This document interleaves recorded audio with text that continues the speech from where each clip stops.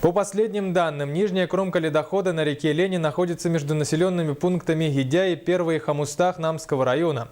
Верхняя кромка у села Исит-Хангаласского улуса у города Якутска наблюдается густой ледоход. Сегодня рабочая группа и комиссия по ЧС республики совершила авиаразведку акватории реки от Табагинского мыса до устья реки Алдан. Репортаж нашего корреспондента Виталия Абрамова.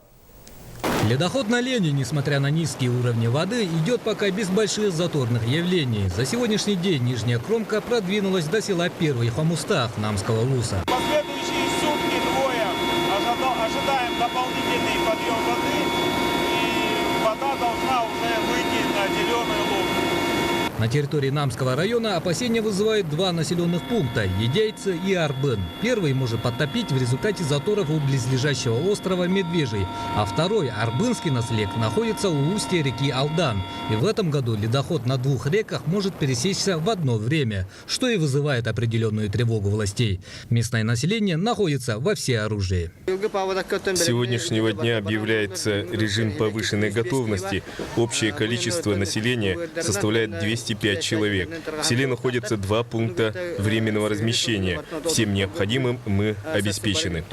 Правительственная комиссия встретилась с населением и обсудила проблемные вопросы. Предупредить население, чтобы были готовы во всех поворотах именно ситуации. Поэтому здесь мы решили перебросить здесь группу МЧС сотрудников, и глава администрации Николай Анатольевич готовы, и администрация района, поэтому мы все вместе должны именно быть готовыми. В ближайшие сутки в Намский улус перебросят оперативную группу МЧС, которая будет следить за безопасным пропуском половодья. Районные звенья функционируют в режиме повышенной готовности, в режиме чрезвычайной ситуации.